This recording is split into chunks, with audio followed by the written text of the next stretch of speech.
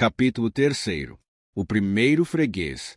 A senhorita Hepzibah Pyncheon sentou-se na poltrona de carvalho, o rosto escondido nas mãos, entregando-se àquele abatimento que a maior parte das pessoas a experimentou, quando a imagem da esperança parece pesada como chumbo, na véspera de um empreendimento ao mesmo tempo duvidoso e importante. Ela foi de súbito arrancada de sua meditação pelo tilintar, alto, estridente e irregular, de uma campainha. Pôs-se de pé, pálida como um fantasma ao primeiro canto do galo, pois era um espírito escravizado, e aquele era o talismã que devia obediência. Aquela campainha, para falar de maneira mais inteligível, presa na porta da loja, destinava-se a soar com toda a força, anunciando assim a todos os recantos da casa que um freguês acabava de transpor os seus umbrais. Seu feio e desagradável barulho, ouvido agora, talvez, pela primeira vez desde que o antecessor de Hepzibah, com a sua vareza e o seu chinó, se afastara dos negócios, imediatamente sacudiu todos os nervos do corpo da solteirona, em responsiva e tumultuosa vibração. A crise a alcançara. O primeiro freguês estava à porta.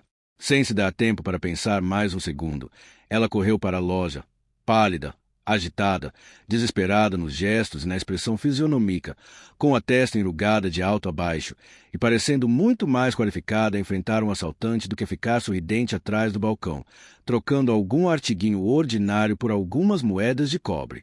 Qualquer freguês ordinário, na verdade, ao vê-la teria virado as costas e fugido.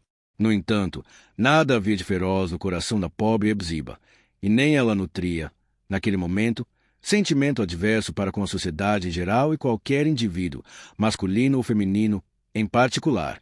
Desejava bem a todos, mas desejava, acima de tudo, continuar bem quietinha no seu canto. O freguês inaugural estava parado junto à porta. Vindo, como vinha, da luz matinal, parecia ter trazido consigo uma parte da influência benéfica daquela luz. Era um rapaz esbelto, que não devia contar mais de 21 ou 22 anos, tendo no rosto uma expressão séria e pensativa para sua idade, mas, ao mesmo tempo, uma aparência de alegria e vigor. Essas qualidades não só eram perceptíveis fisicamente, pela sua atitude e pelos seus gestos, como se manifestaram quase imediatamente depois, em seu comportamento.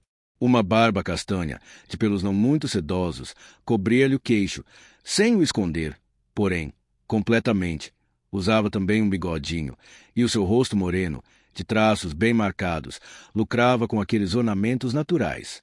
Vestia-se com simplicidade, uma blusa de pano barato e ordinário, calças estreitas, um chapéu de palha, que estava longe de ser de boa qualidade, o que, principalmente, lhe daria um ar de gentleman, se tal pretendesse ser. Era notável a alvura e limpeza de sua roupa branca. Ele encarou a carranca de Hepzibah sem aparentar alarme, como se já tivesse conhecido antes chegado à conclusão de que era inofensiva. Estou satisfeito de ver, minha prezada senhorita Pyncheon, que a senhora não desistiu de sua boa ideia, disse o artista da daguerreotipia, pois era ele o único outro ocupante da casa das 7 torres. Vim apenas para lhe desejar muito êxito e perguntar-lhe se não posso ajudá-la em seus preparativos. As pessoas que enfrentam dificuldades e sofrimentos, ou, de qualquer maneira, não são recebidas de braços abertos pela sociedade, mostram-se capazes de suportar maus tratos se talvez se tornem ainda mais enérgicas e decididas com isso, ao passo que fraquejam diante da mais simples expressão que percebem ser de simpatia sincera. Foi o que aconteceu com a pobre Hepzibah, quando viu o sorriso do moço, que parecia ainda mais cordial em uma fisionomia pensativa, e ouviu a doçura de sua voz. Ela primeiro deu uma risadinha histérica, depois começou a soluçar. — Ah, senhor O'Grave! Exclamou, logo que conseguiu falar. — Não vou aguentar isso. Nunca, nunca! Antes eu estivesse morta, na sepultura da família, com todos os meus avós. Com meu pai, minha mãe e minha irmã. E com meu irmão também. Seria melhor do que me encontrar onde me encontro. O mundo é muito frio e muito duro, e eu estou muito velha, muito fraca e sem esperanças. — Oh, senhorita Hepzibah! Replicou o moço, sem se alterar. Esses sentimentos não mais a perturbarão quando a senhora estiver inteiramente ocupada com o seu empreendimento.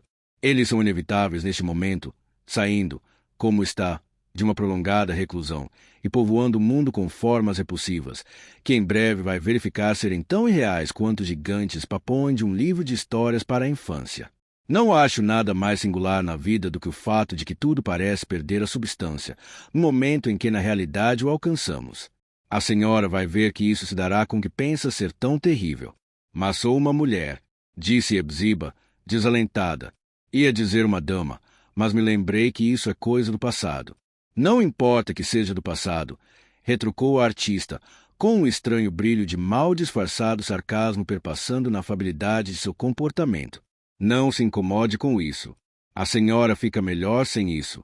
Estou falando com franqueza, minha prezada senhorita Pishon, pois não somos amigos? Considero o dia de hoje como um dos mais felizes de sua vida. Termina uma época e inicia outra. Até agora, o sangue da vida ia esfriando pouco a pouco em suas veias, enquanto a senhora se mantinha arredia, dentro do seu círculo fechado, de família importante, e o resto do mundo travava sua batalha, no esforço de satisfazer essa ou aquela necessidade. Daqui para diante, a senhora pelo menos experimentará a sensação do saudável e natural esforço visando um objetivo, e juntando seu vigor, seja ele grande ou pequeno, ao esforço comum da humanidade. Isso é um sucesso, o sucesso que todo mundo conquista. É muito natural, senhor Olgrave, que o senhor tenha ideias semelhantes, replicou Hepzibah, aprumando o descarnado corpo com uma dignidade ligeiramente ofendida. O senhor é homem, um homem jovem e instruído, suponho, como quase todo mundo é instruído hoje em dia, para o fim de procurar se enriquecer. Eu, porém, nasci como uma dama e sempre vivi assim. Por mais minguados que sejam os meus recursos, sou sempre uma dama, uma lady. Mas eu não nasci como gentleman nem tenho vivido como tal, disse o grave, sorrindo. De maneira que a senhora não pode esperar que eu me simpatize com suscetibilidade dessa ordem. De qualquer maneira, a não ser que esteja enganado, acho que as compreendo, de certo modo. Essas denominações de gentleman e de lady tinham sentido na história antiga do mundo e conferiam privilégios, devidos ou indevidos, não importa, aos seus portadores. No presente, e ainda mais no futuro estado da sociedade, não implicam privilégio, mas restrições. Isso é novidade, contestou a solteirona, meneando a cabeça. Jamais compreenderei tal coisa e nem quero compreender. Então vamos deixar esse assunto de lado, concordou a artista, com um sorriso mais amigável do que o de antes. Vou deixar a senhora mesma sentir se não é melhor ser uma mulher de verdade em vez de ser uma dama de qualidade. A senhora acha mesmo, senhorita Pishon, que a sua família desempenhou algo de mais heróico desde que esta casa foi construída, do que isso que a senhora está fazendo agora? Nunca. Se os Pynchon tivessem sempre agido com a mesma nobreza, duvido que a praga rogada pelo velho Maury, a respeito da qual a senhora me falou, tivesse tido peso contra eles perante a providência. Ah, não, não, exclamou Hepzibah, sem se aborrecer com alusão à sombria dignidade da maldição hereditária. Se o fantasma do velho Maury, ou algum seu descendente, pudesse me ver hoje atrás do balcão, iria achar a realização dos seus mais sinistros desejos. Mas eu lhe agradeço sua bondade, senhor Olgrave, e vou fazer tudo o que estiver ao meu alcance para ser uma boa comerciante. Deus a ouça, disse Olgrave, e deixe-me ter o prazer de ser seu primeiro freguês. Vou dar uma volta até a praia antes de ir para o estúdio, onde desperdiço a abençoada luz do céu retratando fisionomias humanas com a sua ajuda. Alguns destes biscoitos, molhados na água do mar, serão tudo de que preciso para minha primeira refeição. Quanto custa meia dúzia? Deixe-me ser uma dama respeitável ao menos durante mais um momento, respondeu Hepzibah com um sorriso melancólico. Afinal de contas, uma Pynchon não pode, no solar de seus antepassados, receber dinheiro por um pedaço de pão do seu único amigo, e entregou a mercadoria, sem aceitar compensação. Olgrave despediu-se, deixando-a com o espírito bem menos deprimido. Mas não foi por muito tempo. O abatimento voltou, quase que com a mesma intensidade. Com o coração batendo apressado, a solteirona começou a escutar o barulho dos passos dos transeuntes matinais que passavam pela rua. Uma ou duas vezes, os passantes pareceram retardar o passo. Aqueles estranhos, ou vizinhos, fossem o que fossem, estavam olhando a exposição de brinquedos e outros modestos artigos na vitrine. Hepzibah se sentiu duplamente torturada, em parte, tomada por uma vergonha enorme, porque olhos estranhos e inamistosos tinham o privilégio de olhar para dentro de sua casa, e em parte porque, com ridícula inoportunidade, lhe ocorrerá a ideia de que a vitrine não estava tão bem arranjada como deveria estar. Tinha a impressão de que todo o sucesso ou malogro do seu negócio dependeria de uma boa arrumação da vitrine, ou da substituição de uma maçã que parecia estragada por outra de ótimo aspecto. Logo mudou a maçã e imediatamente lhe pareceu que aquela mudança estragara toda a arrumação da vitrine. Não lhe veio à cabeça que era o seu nervosismo que fazia com que tudo parecesse errado. Pouco tempo depois, houve um encontro, bem junto da porta, de 2 trabalhadores, como a rudeza de suas vozes indicava que eram. Após trocarem algumas palavras sobre os próprios negócios, um deles notou a vitrine e chamou a atenção do outro para ela. "Olhe ali", disse. "O que é que você acha disso? Parece que o comércio está começando a invadir a rua Pishon." "Bem", replicou o outro, "não resta dúvida de que isso é um sinal. Na velha casa dos Pishon e debaixo do olmo dos Pishon. Quem teria pensado nisso? Será que a velha solteirona Pishon montou um negócio? O que é que ela está pensando?" Dixie opinou o primeiro. "Aqui não vai dar certo. Há outro negócio logo ali na esquina. Vai fracassar na certa", exclamou Dixie, com um tom de voz que dava a entender que se tratava de um verdadeiro absurdo. "Ainda mais, aquela cara dela espanta qualquer um. Eu sei, porque trabalhei para ela, tratando da horta durante 1 ano. A cara dela espantaria até o velho Nick se lhe desse na cabeça negociar com ela. Ninguém suporta, é o que eu garanto. Com aquela cara fechada, parecendo que está com raiva de todo mundo, ela espanta qualquer um. Para falar a verdade, não acho que isso tenha tanta importância assim", observou o outro homem. "Em geral, até essas pessoas mal encaradas sabem dirigir um negócio. Mas concordo com você. Acho que, com ela, não vai dar certo. O comércio hoje anda fraquíssimo. E não é só comércio, não. Qualquer atividade anda difícil. Eu mesmo que o diga. Minha mulher montou um pequeno negócio destes que manteve durante 3 meses e teve um prejuízo de $5. É mau negócio", comentou Dixie em tom sombrio. "Um mau negócio.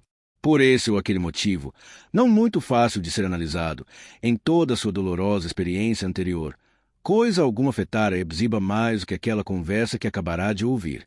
O comentário a respeito de sua carranca foi de suma importância. Pareceu desembaraçar de toda a sua imagem na falsa luz do conceito que fazia de si mesma e expô-la tão cruelmente que fazia perder a coragem de encará-la. A solteirona ficou também absurdamente magoada pelo diminuto efeito que a montagem de sua casa comercial, acontecimento para ela própria de altíssimo interesse, mostrava ter produzido sobre o público, do qual aqueles 2 homens eram os mais próximos representantes. Um olhar, 1 ou 2 palavras de passagem, uma risada ao var, e, sem dúvida, ela já estaria esquecida antes de terem os 2 dobrado a próxima esquina. Aqueles homens pouco se incomodavam com a sua dignidade ou com a sua degradação. Além disso, o augúrio do insucesso, formulado pela sólida sabedoria da experiência, caiu sobre a sua esperança semi-morta, como a terra em uma cova. A mulher do homem já tentará a mesma experiência e fracassara. Como poderia a dama de Skoll, de nascença, a reclusa de metade da vida, desprovida da menor experiência e com 60 anos de idade, como poderia ela sequer sonhar em ser bem-sucedida, quando plebeia da Nova Inglaterra, rude, vulgar, esperta, diligente, acostumada, tivera um prejuízo de $5 na tentativa. O sucesso se apresentava como uma impossibilidade, a esperança como uma louca alucinação. Algum espírito maligno, fazendo todo o esforço para enlouquecer Hepzibah, desenrolou diante de sua imaginação uma espécie de panorama, representando o grande logradouro de uma importante cidade repleta de fregueses. Havia tantas e tão magníficas casas comerciais por ali. Vendas, confeitarias, lojas de brinquedos, armazém de secos e molhados, com imensas vitrines, atraentes instalações, sortimentos completos de mercadorias, nos quais tinham sido investidas fortunas. E no fundo de cada estabelecimento, nobres espelhos se duplicavam toda aquela riqueza, com uma visão brilhante de irrealidades. De um lado da rua, aquele esplêndido bazar, com uma multidão de garbosos, elegantes caixeiros, atenciosos, sorridentes, pressurosos e diligentes. Do outro lado, a sombria e velha casa das 7 torres, com a sua antiquada vitrine embaixo do andar saliente, e a própria Hepzibah, metida em um vestido desbotado de seda preta, atrás do balcão, de cara fechada para os outros. Aquele violento contraste apresentava-se como a exata expressão das dificuldades que teria de enfrentar na luta pela sua subsistência que estava iniciando. Sucesso? Tolice! Jamais poderia pensar nisso outra vez. A sua casa continuaria enterrada no eterno nevoeiro, enquanto todas as outras casas eram banhadas pelo sol. Pé algum haveria de transpor a sua soleira, mão alguma empurraria aquela porta. Naquele mesmo instante, no entanto, a campainha da loja, bem em cima de sua cabeça, tocou como se tivesse sido encantada. O coração da solteirona pareceu estar preso à mesma mola de aço, pois começou a dar uma série de saltos, sincronizados com o som. A porta foi empurrada e uma forma humana se tornou perceptível do outro lado da vitrine. Hepzibah, porém, se mobilizou, com as mãos crispadas, com o olhar fixo, como se tivesse sido convocada por um espírito maligno e estivesse com medo, embora disposta, de arriscar-se ao encontro. "O céu que me ajude!" exclamou mentalmente. Chegou o momento decisivo. A porta, que se movia com dificuldade em suas dobradiças ferrujadas, foi afinal escancarada e tornou-se visível um molecote robusto, de rosto vermelho como tomate. Vestia-se com muito desleixo, o que parecia ser mais devido ao desmazelo da mãe que à pobreza do pai. Usando uma blusa azul, excessivamente larga, e calça curta. A ponta dos sapatos ia bem além da ponta dos pés, o chapéu estragado deixava passar através dos seus buracos mechas do cabelo encaracolado. Um livro e uma lousa, que trazia debaixo do braço, indicavam que estava a caminho da escola. O menino encarou Hepzibah por um momento, como um freguês mais velho do que ele provavelmente também faria, sem saber que postura assumir diante da trágica atitude e da cara fechada com que fora recebido. "Bem, menino", disse, afinal, a solteirona, tomando coragem perante um personagem tão pouco formidável. "Bem, meu filho, o que é que está querendo?" Conseguiu acrescentar, adoçando a voz. "Aquele Jim Crow que está na vitrine", respondeu o menino, mostrando uma moeda de 1 centavo e apontando para a figura de bolo de gengibre que lhe despertara a atenção quando se dirigia à escola. "Aquele que não está com o pé quebrado." Então, Hepzibah estendeu o braço, tirando o boneco de gengibre da vitrine, entregou a seu primeiro freguês. "Não se preocupe com o dinheiro", disse-lhe, empurrando delicadamente rumo à porta, pois as velhas tradições da família entraram em ação à vista da moeda de cobre. E, além disso, lhe pareceu ser uma sórdida mesquinhez tomar o dinheiro de uma criança em troca de um pedacinho de pão de gengibre estragado. "Não se preocupe com o dinheiro", repetiu. Jim Crow teve prazer em conhecê-lo. O menino, arregalando os olhos diante daquele exemplo de liberalidade, sem um só precedente em toda sua larga experiência de compras no valor de 1 centavo, recebeu o boneco de gengibre e saiu. Mal chegará ao passeio, que canibalzinho que era! E a cabeça de Jim Crow já estava dentro de sua boca. Como não se dera ao trabalho de fechar a porta, Hepzibah se encarregou disso, com 1 ou 2 exclamações contra a impertinência das crianças, principalmente dos meninos. Acabará justamente de colocar outro representante do renomado Jim Crow na vitrine quando a campainha da porta tornou a soar, ruidosamente, e de novo a porta se escancarou, com o devido e irritante protesto dos gonzos enferrujados, e apareceu o mesmo menino que ali estivera 2 minutos antes. As migalhas do festim canibal ainda se mostravam bem visíveis junto de sua boca. "O que está querendo agora, menino?" perguntou a solteirona, sem esconder a impaciência. "Veio fechar a porta?" "Não", respondeu Guri, apontando para outra figura que acabará de ser colocada na vitrine. "Quero aquele outro Jim Crow." "Está bem", respondeu Hepzibah, entregando a mercadoria. Certa, porém, de que aquele perseverante freguês não a deixaria em paz enquanto houvesse bonecos de gengibre na vitrine, acrescentou. "Cadê o dinheiro?" O menino estava com a moeda à mão, mas, como bom Yankee, teria preferido melhor barganha a pior. Visivelmente aborrecido, entregou a moeda a Hepzibah e partiu, mandando o segundo Jim Crow fazer companhia ao primeiro.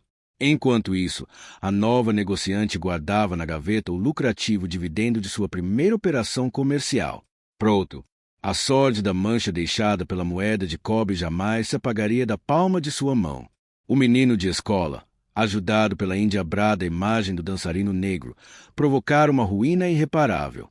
A estrutura da antiga aristocracia fora demolida por ele, como se uma mãozinha de criança tivesse força suficiente para abalar todas as 7 torres do casarão. Agora, só cumpria a Hepzibah virar os velhos retratos dos Pynchon de cara para a parede, levar o mapa do território oriental para o fogão da cozinha e atiçar as chamas com o sopro vazio das tradições ancestrais. O que podia fazer com as tradições ancestrais? Nada, absolutamente nada. Nada mais do que com a posteridade. Já não era uma dama de qualidade, mas pura e simplesmente Hepzibah Pynchon, uma solteirona desamparada e dona de uma vendola. No entanto, enquanto lhe passavam pela mente, com algo de aparato, aquelas ideias, não deixava de ser surpreendente que, ao mesmo tempo, experimentasse uma sensação de calma. A ansiedade e as dúvidas que a atormentavam durante o sono ou em suas melancólicas meditações, desde que seu projeto adquirira certa solidez, tinham agora desaparecido de todo. Percebia, é certo, a novidade de sua posição, mas já não mais perturbada ou aflita. Sentia, de vez em quando, o frêmito de uma satisfação quase juvenil. Era o sopro revigorante de uma nova atmosfera que vinha de fora, depois do prolongado torpor e da monótona reclusão de sua vida. Tão salutar é o esforço, tão milagroso o vigor que nós mesmos desconhecemos. O saudável clarão que Hepzibah divisara durante anos aparecia agora na temida crise, quando, pela primeira vez, ela estendera o braço para receber um dinheiro ganho graças ao seu esforço. O diminuto círculo da moeda de cobre do menino de escola, opaco e sem lustro, devido aos servicinhos que andara prestando aqui e ali pelo mundo afora, mostrará ser um talismã, trazendo o bem merecendo ser engastado em ouro carregado junto do coração. Era tão poderoso e talvez dotado da mesma eficácia de um arco voltaico. O fato é que Hepzibah fora beneficiado por aquela sutil operação, tanto no corpo como no espírito, a tal ponto que lhe deu energia suficiente para comer alguma coisa, e mesmo coragem de acrescentar mais uma colher de chá preto à infusão. No entanto, o seu primeiro dia de comerciante não passou sem que houvesse muitas e sérias interrupções naquela disposição de vigor e jovialidade. Em via de regra, a providência raramente concede aos mortais mais do que o mínimo necessário de estímulo para mantê-los razoavelmente aptos ao pleno exercício dos seus poderes. No caso de nossa idosa dama, depois que se abrandara a excitação do novo esforço, o desânimo que prevalecera durante toda a sua vida anterior ameaçava, frequentemente, voltar. Era como a massa pesada de nuvens que, muitas vezes, se vê escurecendo o céu e provocando um crepúsculo cinzento por toda parte, até que, ao cair da noite, cede lugar, temporariamente, a um clarão da luz solar. Sempre, no entanto, a nuvem invejosa consegue se colocar de novo tampando o azul celeste. Apareceram fregueses, enquanto a manhã avançava, mas bem devagar, em alguns casos, com pouca satisfação tanto para os próprios fregueses como para a senhorita Hepzibah. Em seu conjunto, sem aumentar grandemente numerário em caixa. Uma menina, mandada pela mãe para escolher uma meada de fio de algodão de determinado matiz, levou um que, aos olhos míopes da solteirona, pareceu extremamente semelhante, mas voltou correndo logo depois, com o atrevido recado de que a cor não era aquela e que, além disso, a linha estava muito estragada. Depois, apareceu uma mulher pálida e enrugada, não velha, mas acabada, e já com alguns fios grisalhos no cabelo, como fios de prata, uma daquelas mulheres, naturalmente delicadas, sem sombra de dúvida maltratada pelo marido bruto e provavelmente ébrio e por 9 filhos, no mínimo. A mulher queria comprar algumas libras de farinha de trigo e entregou o dinheiro, que a solteirona silenciosamente rejeitou, ao mesmo tempo aumentando o peso da mercadoria além do pedido. Pouco depois, apareceu um homem, com um casaco azul de algodão muito sujo, e comprou um cachimbo, ao mesmo tempo que enchia todo o armazém com um intenso cheiro de bebida, exalado não apenas pelo tórrido sopro de sua respiração, como provindo de todo o seu sistema, como um gás inflamável. Hepzibah ficou cismada que aquele era o marido da mulher precocemente envelhecida. O homem pediu um maço de fumo, mas, como o negociante se descuidara de fazer um sortimento do artigo, o grosseiro freguês atirou para um lado o cachimbo recém-comprado e saiu resmungando palavras ininteligíveis, que tudo indicava, no entanto, serem palavrões cabeludos. E Hepzibah ergueu os olhos para o céu, sem intenção, mas instintivamente de cara amarrada em face da providência. Nada menos de 5 pessoas, durante a manhã, procuraram cerveja de gengibre, cerveja de raiz ou outra bebida semelhante qualquer, e, não conseguindo nada de tal natureza, saíram demonstrando muito mau humor. 3 delas deixaram a porta aberta, e as outras 2 bateram a porta com tanta força que a campainha ficou retinindo até deixar os nervos de Hepziba em pandarecos. Uma rotunda e afobada dona de casa da vizinhança apareceu, arquejante, querendo comprar fermento, ou melhor, exigindo fermento. Quando a pobre solteirona, vencendo a timidez inata, procurou explicar à freguesa que não tinha o artigo, a mal-humorada dona de casa explodiu. Uma venda destas que não tem fermento? O que é que a senhora está pensando? Assim, não dá. É melhor a senhora fechar esta venda de uma vez. É? Murmurou Hepziba, dando um suspiro profundo. Talvez seja mesmo. Por diversas vezes, além do exemplo mencionado, a sensibilidade de senhorita Pyncheon foi seriamente afetada pelo tom confiado, se não grosseiro, com que as pessoas lhe dirigiam a palavra. Evidentemente, se consideravam não apenas seus iguais, mas seus patrões e superiores. Ora, inconscientemente, Hepziba se lisonjeava com a ideia de que havia uma espécie de auréola, um resplendor, em torno de sua pessoa, que implicaria deferência para com sua origem, sua família importante, ou, pelo menos, o reconhecimento tácito de tal coisa. Por outro lado, nada a torturava de maneira mais intolerável do que uma forma ostensiva de tal reconhecimento. Assim, replicou quase grosseiramente a uma ou 2 manifestações oficiosas de solidariedade, e, lamentamos dizer, Hepziba foi empurrada para um estado de espírito positivamente anticristão pela suspeita de que todos os fregueses iam à sua loja levados não pela verdadeira necessidade do artigo que pretendia olhar, mas pelo perverso desejo de observá-la. Cada uma daquelas vulgares criaturas estava resolvida a ver com os próprios olhos o papel que uma bolorenta figura da aristocracia estava representando atrás de um balcão, depois de passar toda a flor da mocidade e grande parte da velhice afastada do mundo. Nesse caso particular, contudo, por mais mecânica e inócua que pudesse ter sido em outros tempos, a cara fechada de Hepziba agora lhe foi muito útil. Nunca tive tanto medo em minha vida, confessou a freguesa curiosa, comentando o caso com uma de suas conhecidas. Ela é uma mulher danada, pode acreditar. Fala pouco, é verdade, mas basta a gente ver os olhos dela para saber que é uma víbora. De um modo geral, portanto, a sua nova experiência levou a nossa decadente dama de qualidade a chegar a conclusões realmente desagradáveis quanto à mentalidade e ao comportamento do que ela denominava de classes inferiores, para as quais olhava, até então, com delicada e bondosa condescendência, enquanto ela própria ocupava um plano de inquestionável superioridade. Infelizmente, porém, ela era também obrigada a lutar contra uma amarga emoção de natureza diretamente oposta, um sentimento de virulência, por assim dizer, contra a indolente aristocracia a qual ela própria, até tão pouco tempo, tinha orgulho de pertencer.